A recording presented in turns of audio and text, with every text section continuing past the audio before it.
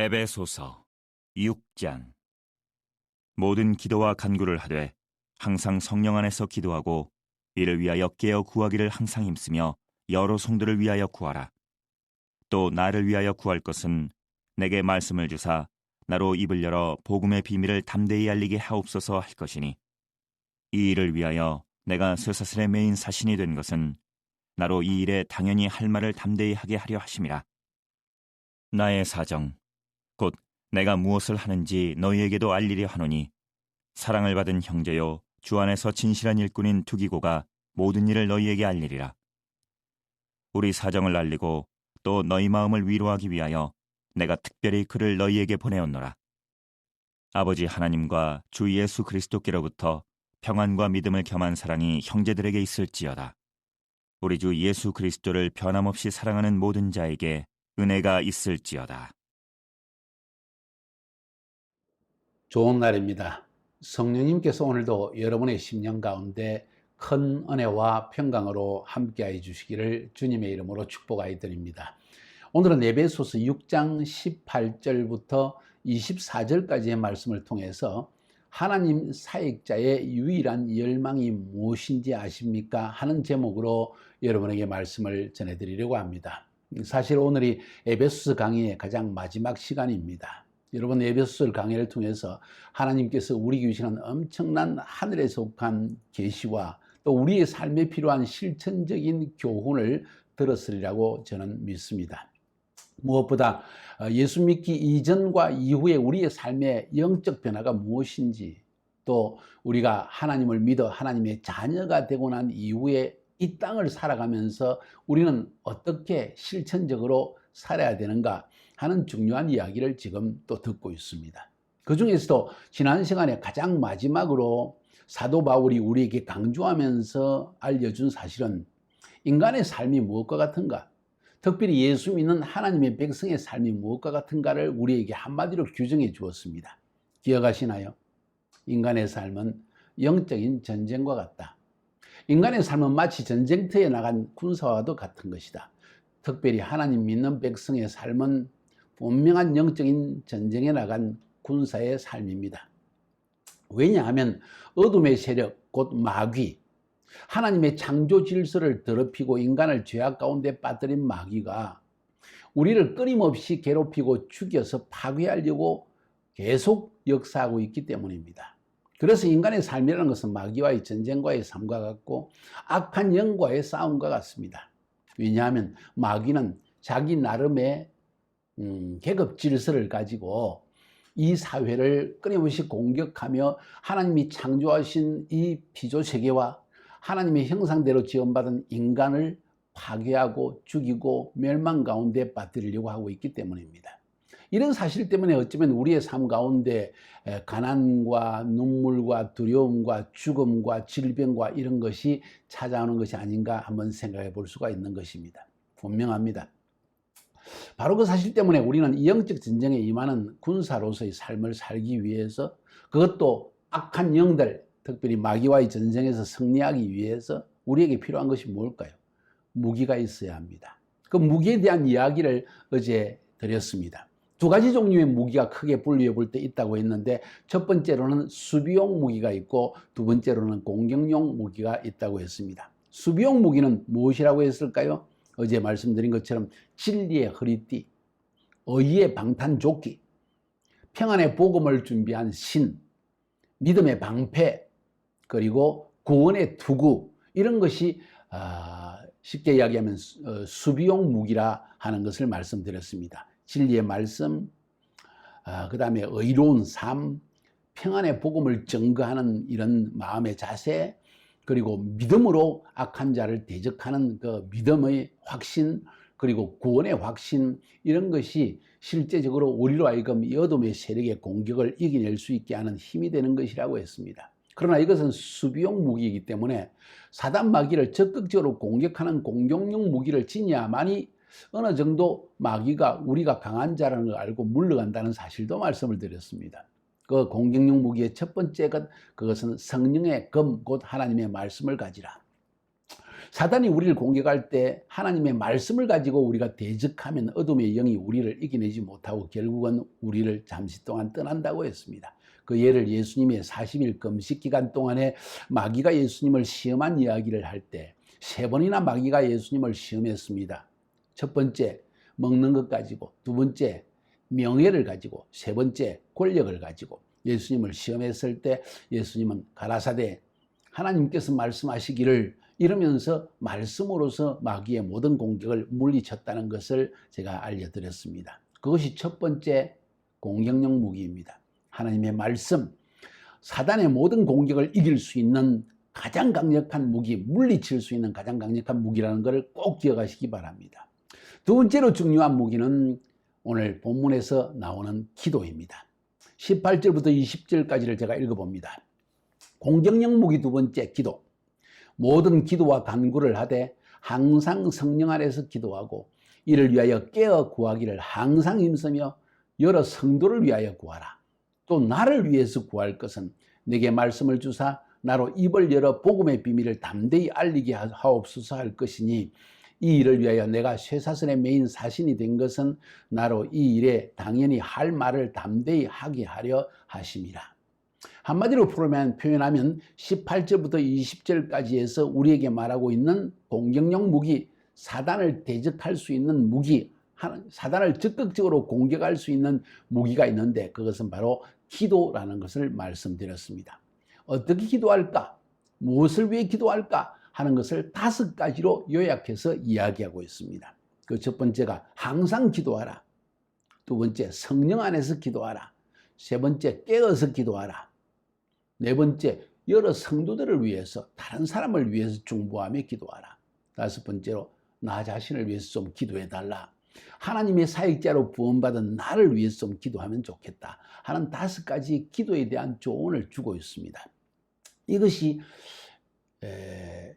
이 어두움의 세상 주관자인 마귀가 주관하고 있는 이 세상 속에서 하나님의 뜻을 이루며 살아가기 위해서 매우 중요한 요소들입니다. 공격 영역이 두 번째, 바로 기도입니다.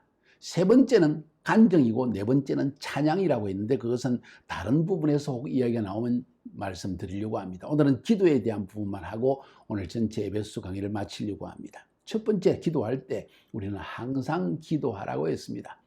사람이 기쁠 때가 있고 슬플 때가 있고 병들 때가 있고 건강할 때가 있으며 사업에 실패할 때가 있고 성공할 때가 있습니다. 어떤 사람은 너무 기쁠 때 혹은 사업에 성공할 때 건강할 때 하나님을 잊어버립니다. 그래서 때로는 사단이 우리를 공격하여 건강을 빼앗아갈 때 혹은 사업에 실패하여 가난하게 되어질 때 낭패를 당할 때 하나님은 어쩌면 가만히 우리를 그대로 두십니다. 두시는 이유가 있습니다. 하나님은 건져내기 원하시지만은 우리로 하여금 스스로 기도하게 하기 위해서 이렇게 하시는 것입니다. 어떤 사람은요, 기쁘고 즐거울 때는 항상 주님 앞에 감사합니다 기도하는데 병들었을 때, 어려움을 당할 때, 사업에 실패할 때 하나님을 원망하면서 하나님이 살아계시다면 왜 나를 돕지 않습니까? 하나님은 사랑이라고 했는데 축복의 하나님이라고 나는 들었는데 왜 그 하나님께서 지금 내가 이런 어려움을 당할 때 나를 건져내시고 축복하지 않습니까? 하면서 원망하고 혹은 아예 하나님께 나아가서 원망조차 하지 않고 새까맣게 하나님을 잊어버리고 내 힘으로 내 능력으로 사람들에게 전화를 하고 내 힘으로 바둥바둥 뛰어다니면서 문제를 해결하려고 하는 사람들도 있습니다. 그래서 오늘 사도 바울은 항상 기도하라고 한 것입니다. 기쁠 때도 기도하고 슬플 때도 기도하고 병들었을 때 기도하고 건강할 때 감사 기도하고 축복을 누리고 사업이 잘 될 때 모든 평안함이 있을 때 하나님께 늘 감사하고 갑자기 어려움이 닥쳤을 때 그때도 하나님께 나아가서 주님 이 상황을 보시고 나를 도우러 오소서, 나를 도와주소서 하고 또 기도하라는 것입니다. 이것이 항상 기도하라는 이야기입니다. 다른 말로 표현하면 또 다르게 생각한다면 기도의 끈을 끊어지지 않게 하라. 자, 저도 하나님의 사역자지 않습니까? 저도 잠시라도 기도하지 않고 혹은 하루라도 기도하지 않고 지나가게 되면 내 영이 곤고해지고 다시 기도하려고 하면 상당히 힘든 것을 저는 느끼게 되어집니다. 24시간 기도의 상태에 머물러 있어야 되고, 조그만 일 하나에도 기쁜 일, 슬픈 일, 병들 때, 건강할 때, 또 형통할 때, 형통하지 못할 때 끊임없이 하나님과의 교통의 끈을 끊어서는 안 된다는 사실을 저는 알고 있습니다. 어떤 사람은요, 하나님이 축복을 주시니까 그냥 하나님을 잊어버린 채 지가 잘나서 그런 줄 알고 계속 나아갑니다. 그래서 기도도 하지 않고 말씀도 보지 않고 오랜 세월을 그냥 지나가다가 비로소 사업에 실패하게 되어지고 어려움이 찾아옵니다. 왜? 하나님의 도우심이 끝나니까. 하나님의 은혜의 그 막이 사라지게 되어지니까. 왜? 기도하지 않기 때문에. 그래서 다시 한번 어려움이 다가올 때 비로소 아유 내가 기도하지 않았구나 하고 다시 주님 앞에 나가서 기도하고 예배하고 말씀을 듣고 회복하려고 하는데 이미 늦었어요. 그래서 안간 힘을 다해서 회복하려는데 그동안 기도하지 않았던 그 기간이 너무 길어가지고 회복하는데 얼마나 힘이 든다고 하는 고백을 들은 적이 있습니다. 그렇습니다. 바로 그 사실 때문에 하나님과의 기도의 끈이 끊어지게 해서는 절대로 안 됩니다. 기쁠 때도 슬플 때도 힘들 때도 그리고 형통할 때도 끊임없이 항상 기도하시기 바랍니다. 그래서 사도 바울이 오늘 우리에게 말하기를 모든 기도와 간구를 하되 항상 성령 안에 기도하고 깨어구하기를 항상 힘쓰며 항상 하라는 것입니다. 두 번째 사도 바울이 말하는 기도에 대한 우리의 조언은 성령 안에서 기도하라. 이 말은 성령의 인도하심을 받으면서 기도하라는 것입니다. 내 생각, 내 뜻대로 내 요구를 하나님께 막 쏟아붓습니다. 여러분, 그 기도도 하나님은 들어주시지만은 때로 우리는 하나님의 성령님의 인도하심을 따라 기도하지 않기 때문에 하나님이 예비하신 축복을 미리 구하여서 받는 것이 아니라 하나님이 나를 위해서 가장 좋은 길을 예비해 놓았는데도 나는 끊임없이 고집을 부리면서 나는 이걸 원합니다. 이것 주세요 하고 잘못된 기도를 할 때도 있다는 것입니다. 그렇기 때문에 우리는 항상 성령 안에서 기도해야 됩니다. 이 말은 성령의 인도하심을 받으면서 기도해야 한다는 것입니다. 그 말의 의미가 뭘까요? 어떻게 성령의 인도하심을 받으면서 기도할 수 있을까요? 제가 좋아하는 성경구절 빌립보서 2장 13절 기억하시나요? 하나님은 너희 안에서 행하시는 하나님이시다. 성령 하나님으로 일하시는 하나님이다. 너희 안에 소원을 두시고 일을 행하신다. 하나님의 기뻐하시는 뜻을 너희 마음속에 소원으로 주시고 그 소원을 내가 가지고 기도하게 하신다. 그 소원은 하나님이 내게 주시는 것이다. 좀 구체적으로 말하면 성령 하나님이 내 안에서 내가 기도해야 될 제목까지도 미리 가르쳐 주신다는 이야기입니다. 마음의 소원을 주신다는 이야기입니다. 얼마나 중요한지 모릅니다. 그래서 성령 안에서 기도하면 그분이 내게 주시는 소원을 따라 기도하면 그것이 하나님의 뜻일 경우가 아주 많다는 것입니다. 한번 실험해 보시기 바랍니다. 내가 원하는 것마다 하나님은 다 들으시지만 하나님이 나를 위해 예비하신 축복이 뭔지 알기 위해서 성령님의 음성에 귀를 기울여야 된다는 말씀을 드리는 것입니다. 자, 이것이 두 번째, 성령 안에서 기도하라. 세 번째는 깨어서 기도하라고 했습니다. 이 말은 횡설수설하지 마라. 맑은 정신으로 성령의 인도하심을 받아서 성령님이 보이시는 하나님의 뜻을 깨달았다면 깨어서 기도해야 된다. 내 정신으로, 내 마음으로, 내 입술로 뜻을 가지고 하나님 앞에 나아가서 기도해야 된다. 혹은 기도할 때 너무 졸지 마라 그런 의미도 될 수 있지만 여기서 말하는 깨어서라는 것은 하나님의 뜻을 분별하여서 바로 기도하라. 그럴 때 비록 짧은 시간 기도할지라도 집중하여 하나님의 뜻에 합당한 기도를 딱 드리면 하나님이 들으셨다는 확신을 우리가 느낄 수가 있습니다. 근데 대개는 남들이 기도하니까 엄마 아빠가 기도하라고 시키니까 교회에서 이렇게 기도하라고 하니까 하고 기도하는 경우가 있습니다. 그것도 귀한 일입니다. 그러나 그것보다 더 중요한 것은 깨어서 성령 안에서 하나님의 뜻을 분별하고 하나님의 인도하심을 받아서 기도한다면 그것이 짧은 기도, 긴 기도, 많은 기도, 큰 소리, 작은 소리, 묵상 기도 할 것 없이 정말 하나님의 뜻 안에서 기도하기 때문에 이런 깨어서 하는 기도를 주님은 우리에게 원하고 있다는 사실을 알 필요가 있습니다. 많은 기도보다도 하나님이 원하시는 기도, 하나님의 뜻을 따라서 하는 기도, 그것이 중요합니다. 이렇게 깨어서 기도하기 위해서는 우리가 정말 하나님의 뜻을 알고 집중해서 기도할 수 있어야 되는데 장소도 매우 중요합니다. 시간도 매우 중요합니다. 그래서 시간을 따로 떼고 장소를 따로 떼어서 기도하는 것 참으로 중요한 일입니다. 네 번째로 오늘 사도 바울은 이렇게 이야기합니다. 또 여러 성도를 위해서 구하라. 이기적인 마음에서 벗어나라는 것입니다. 나 중심적으로 사람이 갇혀 있으면 늘 나에게 다오. 내 어려움을 알아다오. 내 모든 필요를 알아다오. 자꾸 나에게 집중하는 그러한 삶이 되어지게 됩니다. 이기적이죠. 매우 자아중심적입니다.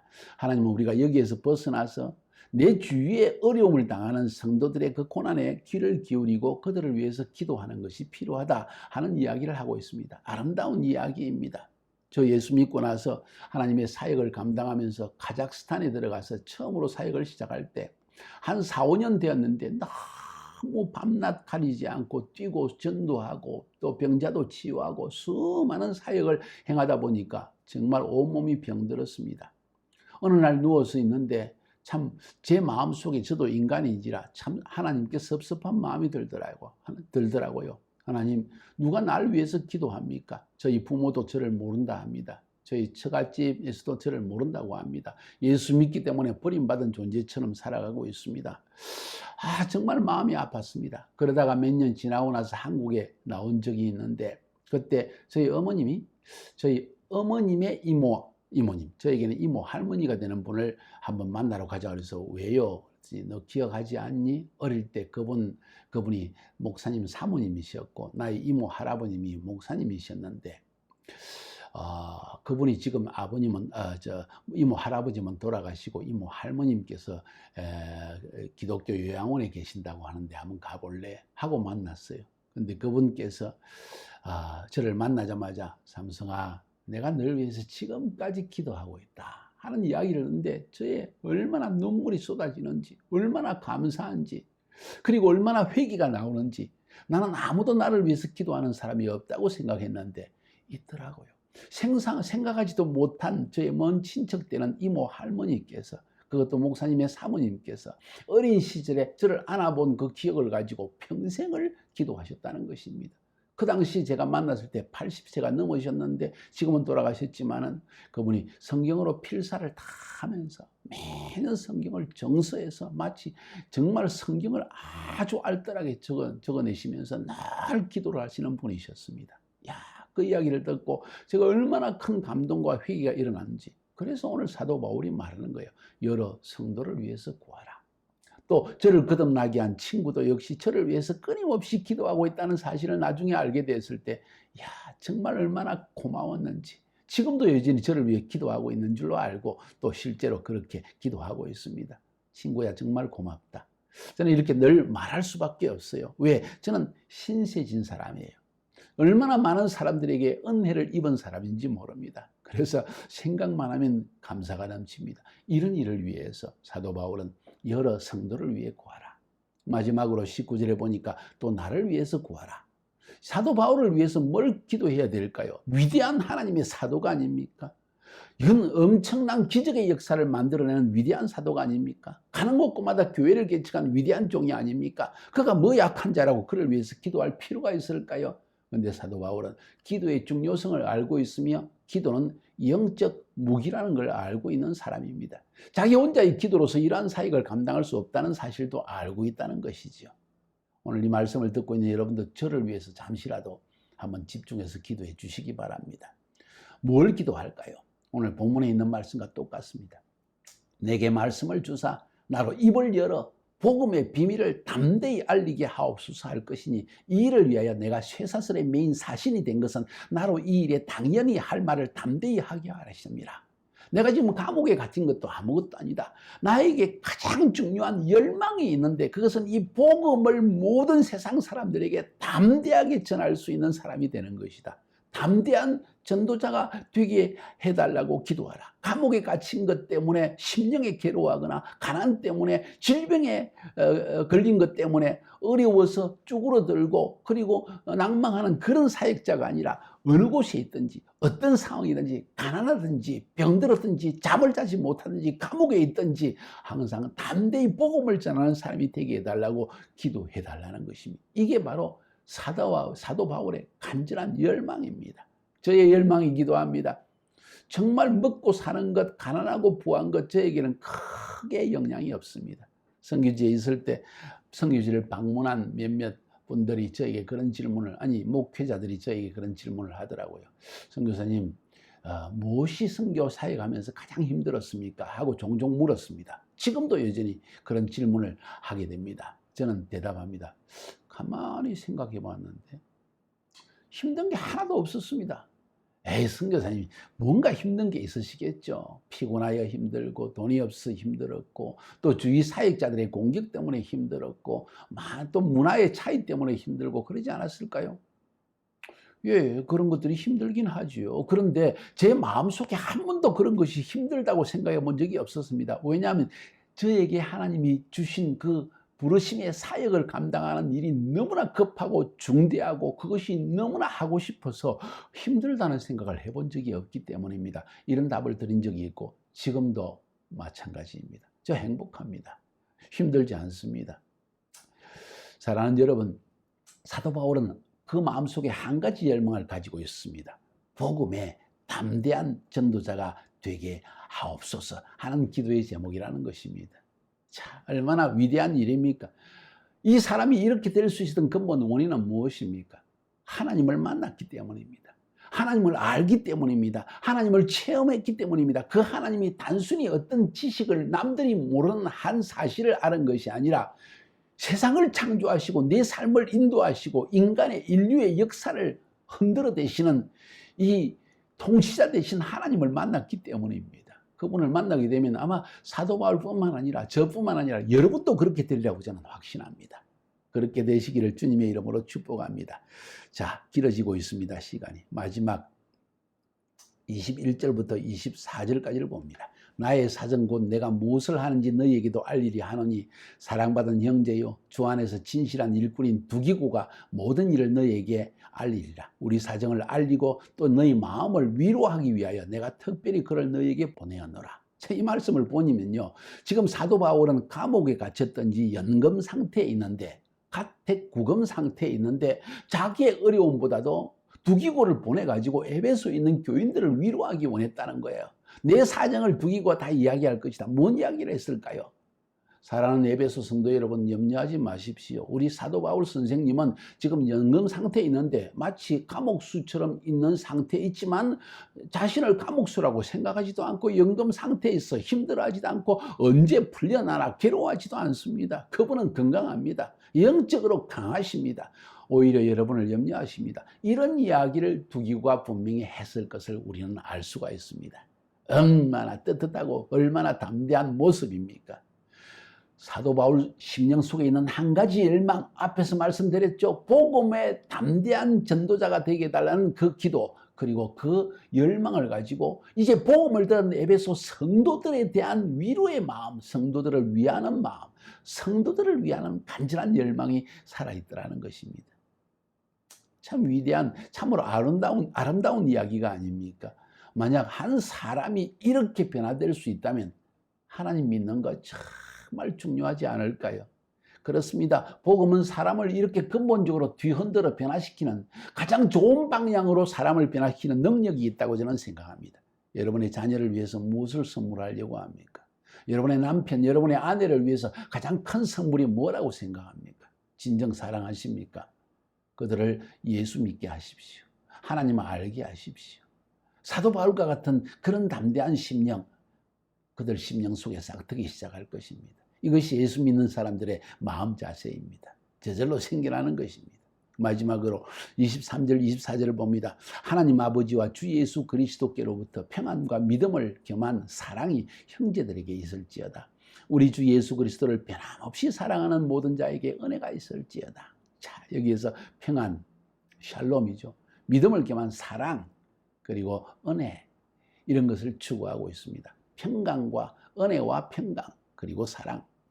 이것이 우리 인생의 가장 중요한 것이라고 말할 수 있습니다. 그 이외의 것들은 이것들을 위해서 존재하는 것입니다. 평안도, 사랑도, 은혜도. 만약 그것이 없다면 물질이 있은즉 무슨 소용이 있겠습니까? 건강이 있으면 뭐가 소용이 있겠습니까? 사도 바울은 에베소 교인들을 위해서 샬롬, 그리고 이 은혜, 그리고 사랑, 이것을 위하여 축복하며 기도하고 있는 것입니다. 이 평안과 이러한 은혜와 하나님의 은혜와 그리고 이 변함없는 하나님의 사랑이 여러분의 심령 가운데도 가득가득하기를 주님의 이름으로 축복하여 드립니다. 여러분 사랑합니다. 주 예수를 믿는 믿음 가운데에서 강건하게 승리하시기를 주님의 이름으로 축복해 드립니다.